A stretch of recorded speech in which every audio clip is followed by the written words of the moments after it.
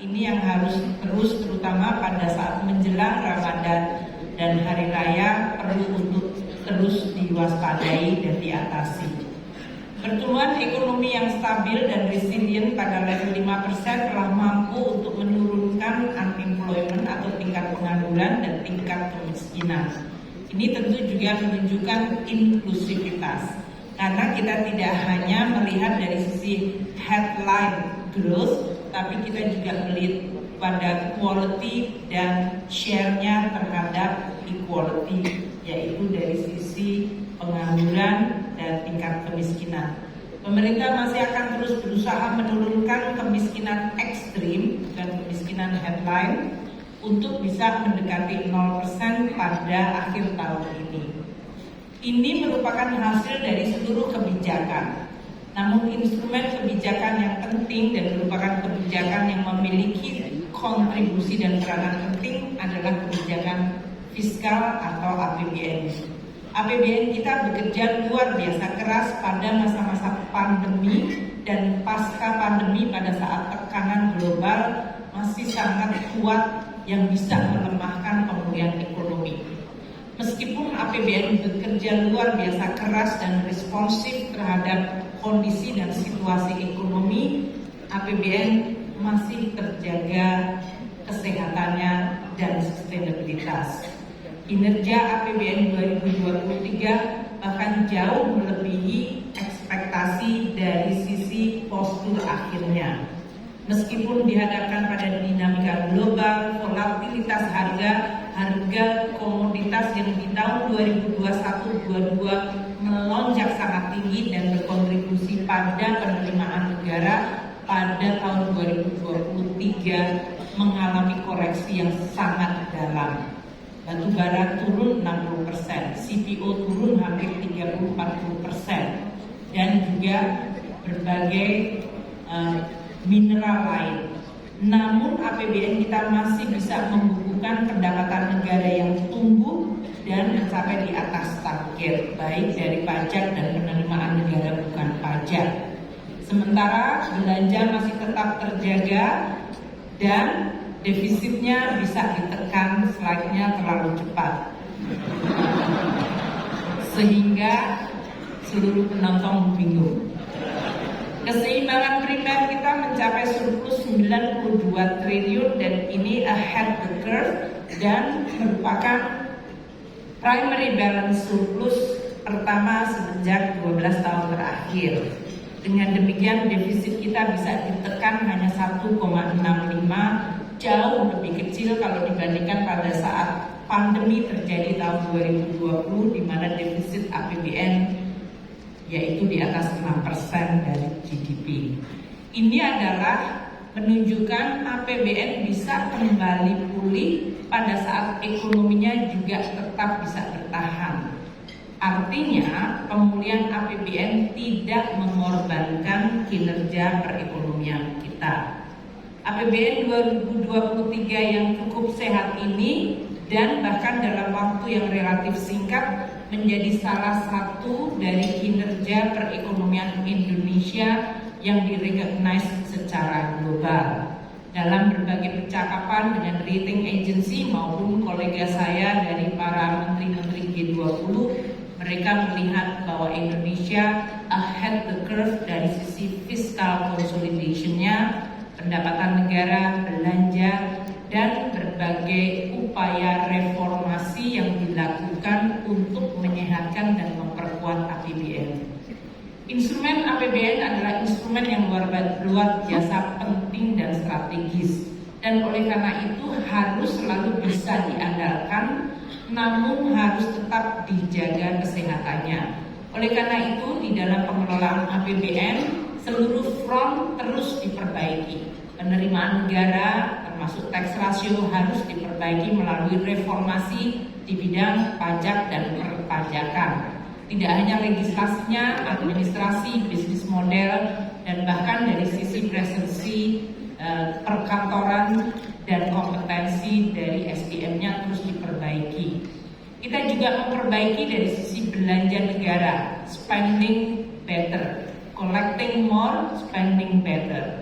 Spending better itu baik di kementerian lembaga maupun belanja melalui pemerintah daerah. Ini menjadi sangat penting termasuk pelaksanaan Undang-Undang Hubungan Keuangan Pusat dan Daerah.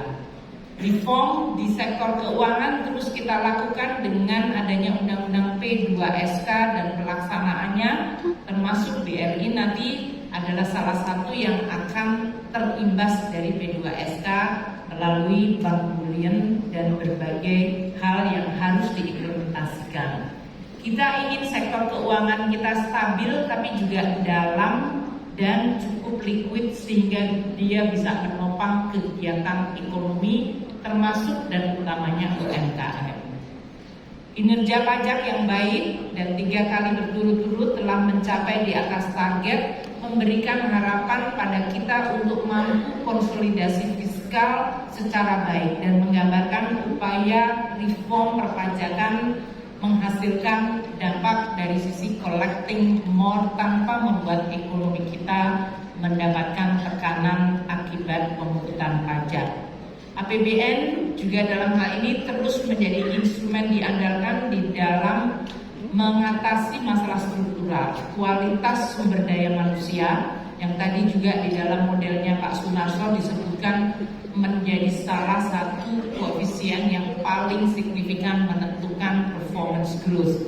Oleh karena itu APBN terus bekerja keras membangun kualitas SDM di Indonesia, pendidikan, kesehatan, dan jaring pengaman sosial. Infrastruktur menentukan, dan oleh karena itu Indonesia meskipun telah membangun banyak infrastruktur indeks dan logistical index Indonesia masih tertinggal dibandingkan negara-negara ASEAN 5 yang lebih maju. Institutional reform juga penting karena birokrasi dan dalam hal ini reform mengenai regulasi sangat menentukan apakah Indonesia mampu untuk meningkatkan capital dari penanaman modal dalam negeri maupun luar negeri dan capital inflow ke Indonesia. APBN tahun 2024 ini akan terus mengalokasikan dan memfokuskan kepada hal-hal yang sangat penting bagi fondasi pembangunan ekonomi ke depan. Dari mulai kualitas SDM melalui belanja pendidikan tahun ini yang mencapai 665 triliun, belanja kesehatan 187,5 triliun, perlindungan sosial 496 triliun, dan berbagai belanja untuk mendukung kondisi ekonomi keamanan termasuk untuk infrastruktur dan ketahanan pangan. Sekarang saya masuk kepada UMKM. Tadi disebutkan oleh Bapak Presiden bahwa peranan UMKM sangat penting. Indonesia kalau kita lihat, meskipun tadi Pak Teten menyebutkan ada angka revisi, tapi hari ini saya menggunakan angka yang ada. Indonesia 97% job creation dilakukan oleh UMKM. Ini relatif sangat tinggi dibandingkan banyak negara-negara lain. Ini juga menunjukkan bahwa mungkin dominasi dari penciptaan kesempatan kerja oleh UMKM not necessarily a formal sector. Dan ini menentukan sekali mengenai basis perpajakan juga pada akhirnya. Karena mayoritas orang bekerja di UMKM yang tidak formal dan ini menentukan kesejahteraan. Makanya yang tadi disampaikan oleh Pak Sunarso dengan berbagai cara untuk penetrasi ke level akar rumput dengan BRI agentnya, Brilink, dan dengan digital teknologi, kita harap akan mengangkat banyak sektor UMKM yang tadinya informal dan mungkin sifatnya tidak ajak menjadi lebih formal dan lebih ajak dan pendapatannya juga lebih stabil. UMKM memberikan kontribusi terhadap PDB hingga 61. Ini juga relatif jauh lebih tinggi dibandingkan negara-negara di ASEAN maupun di negara-negara selected di G20. Sementara UMKM yang begitu besar jumlahnya dan dampaknya terhadap perekonomian belum mampu menembus pasar ekspor karena kontribusi dari UMKM kita baru 15% terhadap total ekspor kita. Salah satu faktor yang menjadi kendala adalah pembiayaan. 29,2 juta tidak mampu mengakses pembiayaan. Ini lebih karena akses itu adalah constraint atau karena masalah affordability.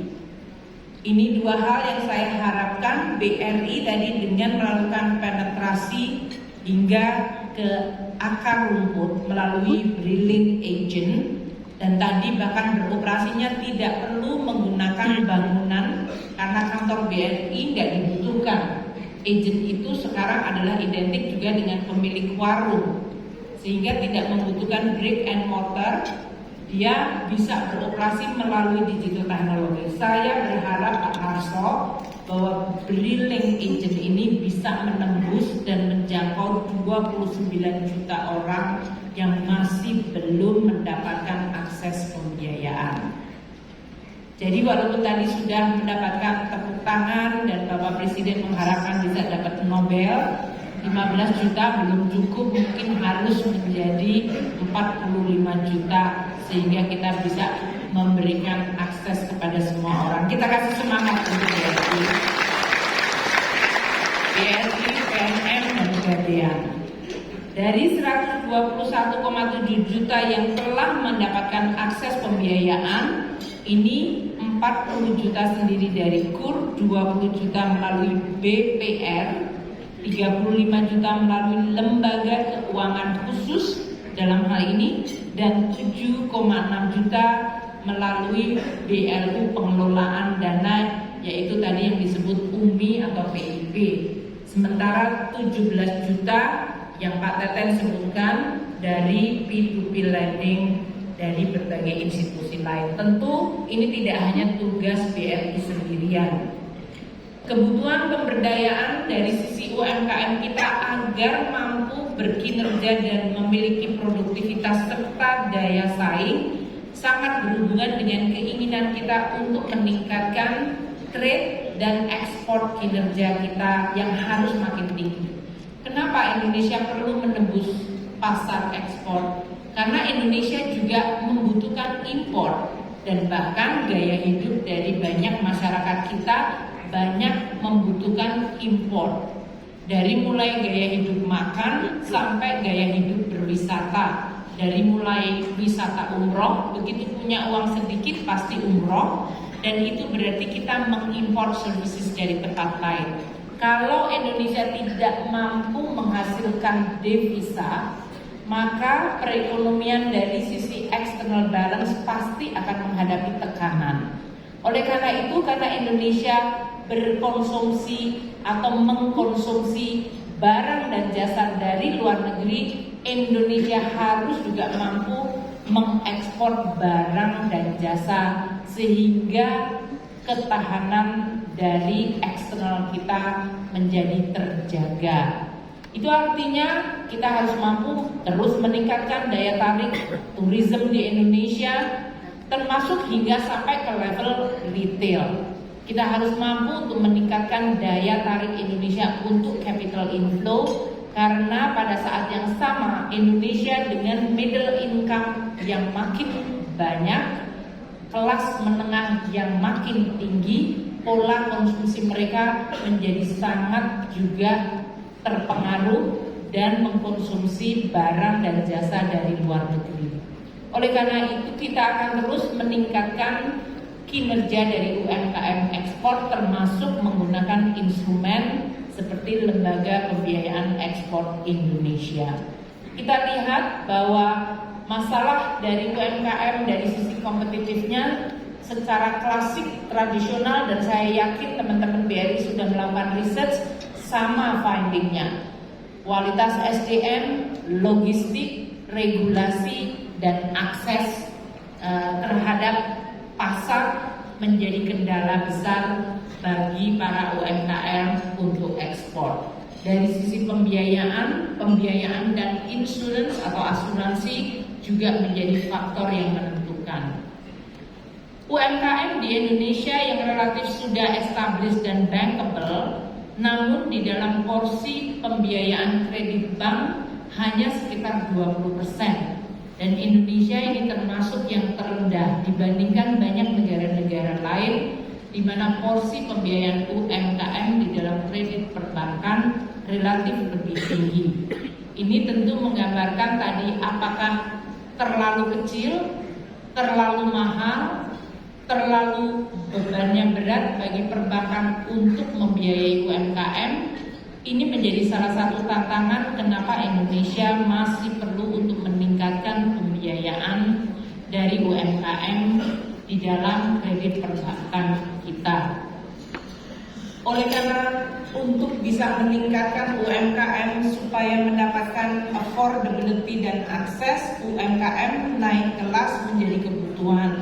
Namun kita semuanya tahu bahwa strategi harus bisa mengedres masalah fundamental dari UMKM. Entah itu dari sisi tadi kualitas SDM maupun dari sisi bisnis modelnya. Pemerintah terus mendukung melalui berbagai tools yang kita miliki, bahkan instrumen perpajakan dan instrumen dari belanja negara ditujukan untuk memihak atau punya afirmasi terhadap UMKM. Dari sisi perpajakan, pajak kepada UMKM di Indonesia dengan final 0,5 dan threshold hingga 4,8 miliar itu termasuk threshold yang sangat tinggi dibandingkan negara-negara lain. Kita juga memberikan dukungan melalui belanja negara, fiscal tools atau alat fiskal kita untuk membantu UMKM itu muncul atau dalam bentuk berbagai hal. Jadi walaupun kementerian yang namanya UMKM dan Koperasi hanya satu, Pak Teten, tapi program UMKM itu dilakukan oleh hampir semua kementerian lembaga di Indonesia, oleh pemerintah daerah juga, melalui institusi termasuk BUMDes, dan juga oleh BUMN seperti Bank BRI. Jadi dalam hal ini saya sering ditanya, kalau program UMKM jangan hanya melihat anggarannya di tempat Pak Teten, karena dia ada di berbagai kementerian lembaga, dari mulai PIP yang dikelola Kementerian Keuangan sebagai BLU, BPDLH itu adalah lingkungan hidup, klinik ekspor, lelang produk, itu semuanya yang ada di dalam Kementerian Keuangan melalui berbagai unit eselon 1. Pak Teten dalam hal ini memiliki LPDB, PPKL, PLUT, solusi nelayan, pasar rakyat, dan banyak lagi. Kayaknya idenya Pak Teten terus muncul.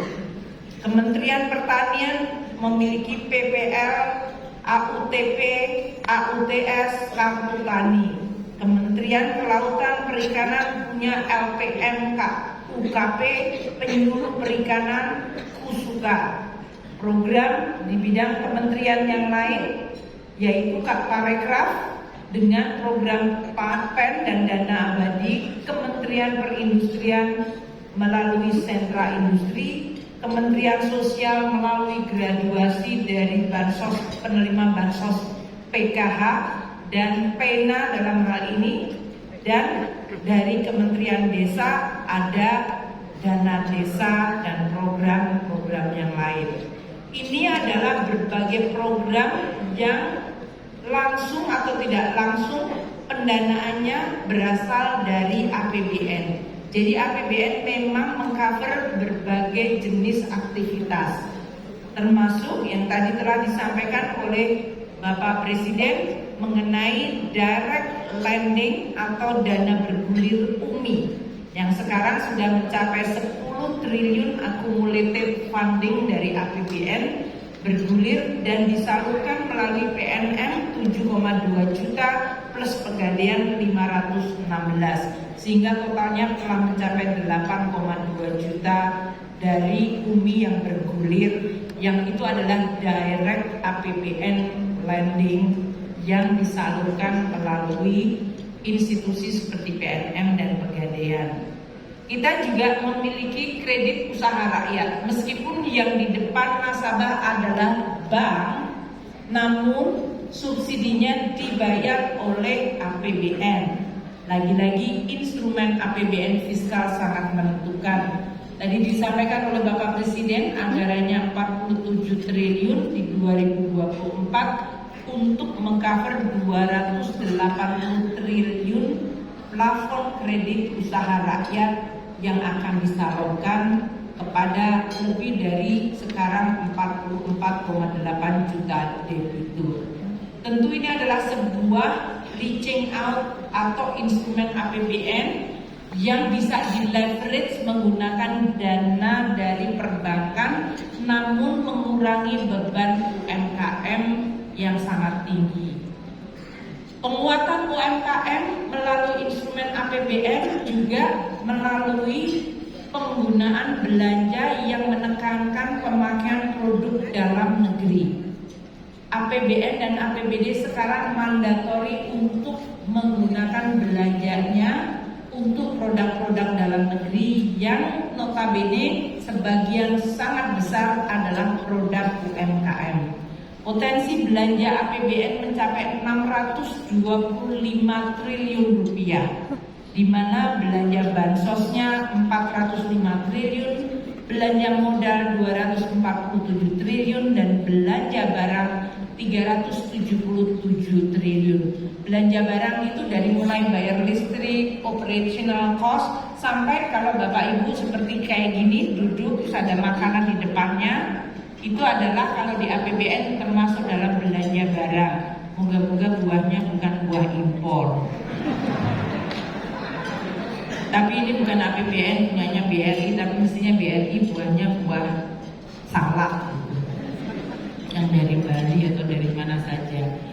Demikian juga dengan APBD, di mana potensi belanjanya 587 triliun. Poin saya adalah resources, sumber daya dari APBN dan instrumen yang digunakan menggunakan APBN dan APBD yang hampir 70%-nya tergantung dari APBN, itu merupakan resource yang very powerful untuk bisa menciptakan daya ungkit dan kesempatan bagi UMKM.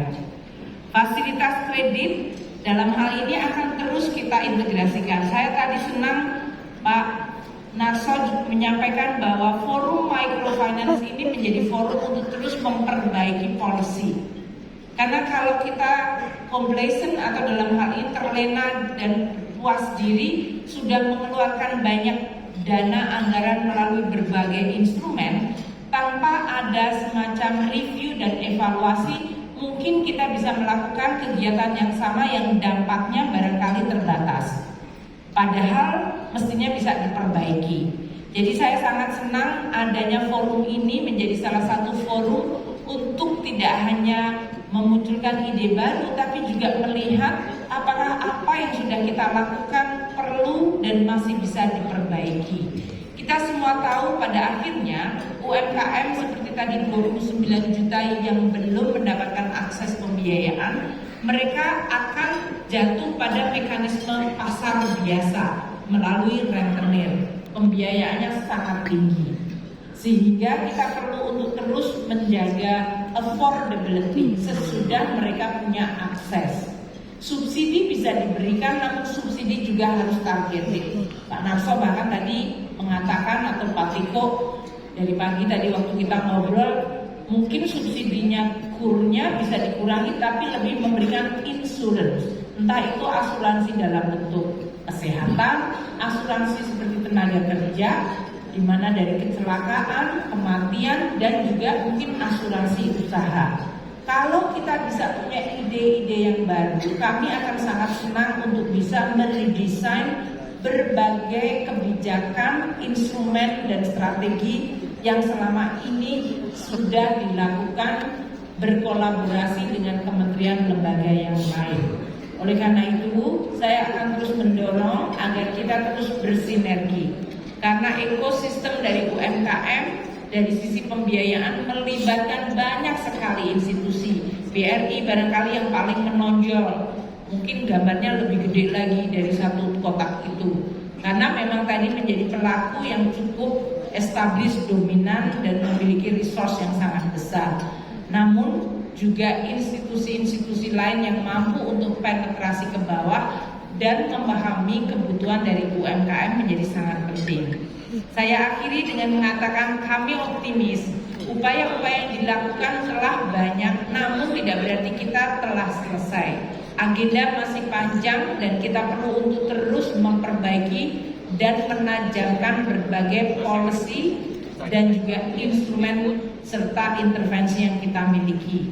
Kalau kita terus bersinergi, bekerja sama, saya yakin bahwa kita akan mampu terus menjaga pertumbuhan ekonomi Indonesia yang cukup tinggi namun makin inklusif, di mana kita akan terus memperbaiki dari sisi kesejahteraan dan pemerataan terutama UMKM secara lebih cepat dan lebih kuat.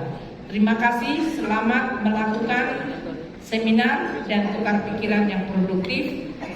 Semoga ini memberikan manfaat bagi UMKM Indonesia untuk makin maju. Wassalamualaikum warahmatullahi wabarakatuh.